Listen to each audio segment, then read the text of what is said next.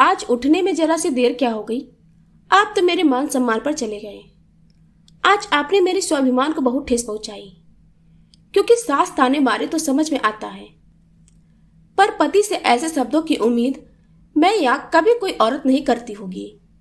क्या औरत का पति के जीवन में बस एक सेविका जितनी भूमिका है? नेहा अपने पति मुकेश से कहती है। मुकेश बोला, क्या गलत बोल रहा हूं?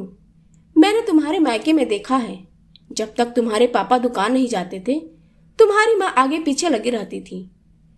एक तुम हो कि घर के फालतू के काम में इतनी व्यस्त हो जाती हो कि तुम्हें यह भी ध्यान नहीं रहता कि पति के कपड़े में आयरन हुआ है। सॉरी कहने की जगह तेज आवाज में बात कर रही हो। नेहा बोली, मैं सॉरी आपको क्यों बोलूं, जब मेरी कोई गलती ही नहीं है। मेरी माँ का पापा के आगे पीछे घूमना तो आपने देख लिया, पर आपने ये नहीं देखा कि अपनी पत्नी का कितना सम्मान करते हैं। जहां आप मुझसे तेज आवाज और तू तराक में बात करते हैं, आज तक मेरे पिता ने मेरी माँ को तुम तक नहीं कहा, हमेशा आप शब्द से संबोधित करते हैं। मुकेश बोला, सुना माँ, इसका शौक तो देखो, ये चाहती है मैं इससे आप कहकर बात करूं। अरे जाओ, पत्नी पतियों को आप करके बात करती है या पति?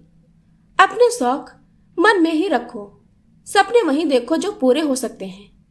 इतना कहकर मुकेश हंसने लगा।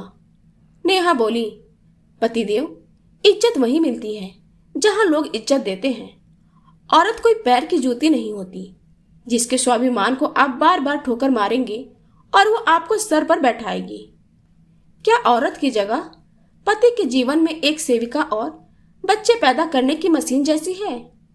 अगर आपको ऐसा लगता है तो अपने गलतफहमी को दूर कर लें, क्योंकि मैं न तो आपकी सेविका हूं न ही कोई मशीन। नेहा की सास आशा जी बोली, अरे बहू, इतना भी क्या गुरूर? अगर एक सॉरी बोलने से बाद में खत्म हो सकती है तो कह दो सॉरी। पतियों की तुलना तो परमात्मा के साथ की जाती है और तुम हो कि इस तरह से बात कर रही हो।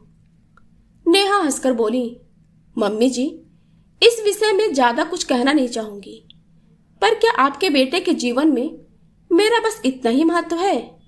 जितना मैं जानती हूं, देवी देवताओं में पहले देवियों का नाम लेकर उन्हें सम्मान दिया जाता है, तो क्या मेरे घर में मुझे और मेरे काम को महत्व नहीं दिया जा सकता?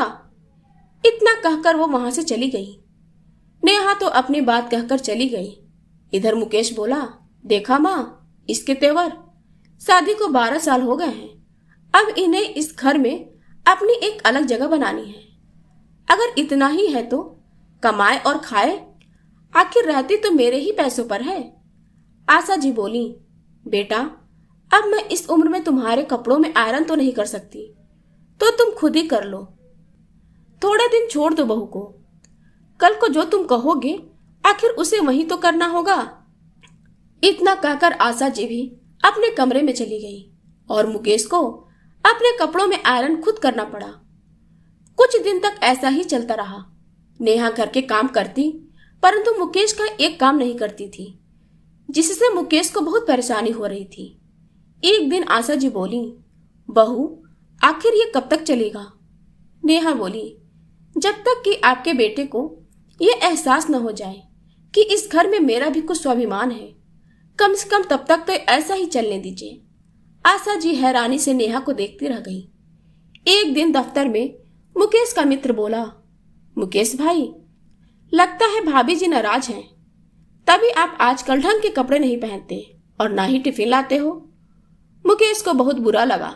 घर आकर उसने नेहा को सुनाते हुए माँ से कहा, माँ, पत्नी अपना कर्तव्य भले न निभाए, परंतु पति अपनी कमाई से पूरा घर चलाकर अपना फर्ज निभाता है। नेहा को मुकेश की बातें बहुत चुभी, लेकिन उसने कुछ नहीं कहा। अगले दिन उसकी पड़ोसन वर्षा बातों बातों में बोली, भाभी, विज्ञान और गणित में आपकी पकड़ बहुत अच्छी है, तभी आपके दोनों बच्चों के अंक बहुत अच्छे आते हैं। आप किसी स्कूल में या फिर ट्यूशन क्लास क्यों नहीं शुरू करती? कमाई भी हो जाएगी और हमारा भी भला हो जाएगा। वहीं बैठी आशा जी बोली, वर्षा बेटा, मेरे मुकेश की कमाई कोई कम नहीं है, फिर बहू को यह सब करने की क्या जरूरत है? वर्षा बोली, चाची जी, मेरे कहने का वो मतलब नहीं था। और बात यहाँ पैसों की नहीं है। आप भाभी के हुनर को कम मत ताको। अक्सर घर की औरतों को लोग महत्व नहीं देते हैं, जैसे घर की मुर्गी दाल बराबर। इतना कहकर वो हंसने लगी और थोड़ी देर बाद चली गई। वर्षा की कही हुई बात नेहा के दिमाग में चल रही थी। आशा जी बोली, बहू, इसकी बातों में मत आना। बच्चों को पढ़ाने और 4 पैसे के चक्कर में कहीं अपने घर के लिए समय ना मिले, क्योंकि मैं इस उम्र में घर के काम नहीं कर सकती, पहले कह देती हूँ। इतना कहकर आशा जी चली गईं। अगले महीने वर्षा की मदद से नेहा ने अपने गैराज में ट्यूशन शुरू किया। देखते देखते 10-15 बच्चों का 2-3 बैच बन गया।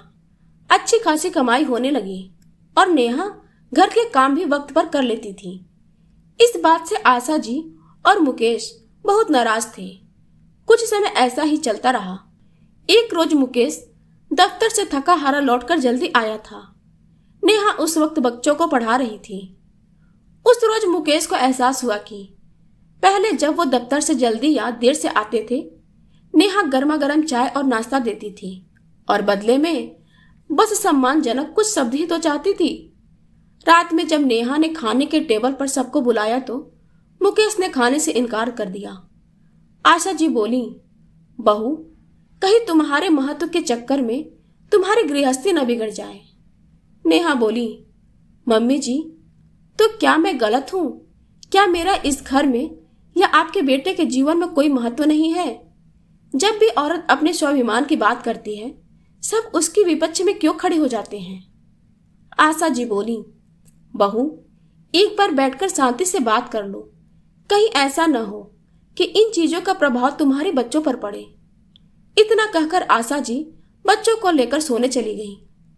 नेहा खाने की प्लेट लेकर कमरे में गई तो मुकेश ने खाने से इनकार कर दिया और कहा, जब तुम्हारे जीवन में मैं कोई मायने नहीं रखता और मेरी कोई जगह ही नहीं, तो खाना खाकर क्या करूंगा?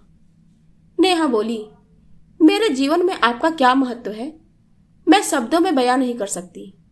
बस इस घर में और आपके जीवन में अपनी एक जगह बनाने की कोशिश कर रही थी, ताकि कल को आपके बच्चे आपके करें और वही बच्चे कहें कि मेरे पिता के जीवन में मेरी माँ का कितना महत्व था। क्या मैंने आपसे ज्यादा मांग लिया? इतना कहकर नेहा रोने लगी। मुकेश नेहा का हाथ थामकर बोला, मैं अपने व्यवहार को बदलने की पूरी कोशिश करूंगा। इन कुछ महीनों में मुझे समझ में आ गया कि मेरे जीवन में तुम्हारा क्या महत्व है। अगर आदमी जीवन रूपी घर की छत है, तो उस घर की नींव एक औरत होती है। मैं अपनी सारी गलतियों के लिए माफी मांगता हूं। और नेहा ने भी बात को वहीं खत्म किया। अगले दिन से मुकेश अपने छोटे मोटे काम खुद करने लगा और नेहा को पूरा सहयोग करता था। आशा जी को बेटे के लिए खुशी थी, परंतु बहू की बात उसने मान ली। इस बात का उन्हें बहुत मलाल था, क्योंकि अब खुद से ज्यादा वो पत्नी को महत्व देता था। तो कहीं न कहीं आशा जी को अपना सिंहासन हिलता हुआ नजर आया। मित्रों, जब पुरुष और स्त्री एक दूसरे के पूरक होते हैं, तो जब भी स्त्री अपने स्वाभिमान की बात उठाती है तो हर कोई उसके विपक्ष में क्यों खड़ा हो जाता है।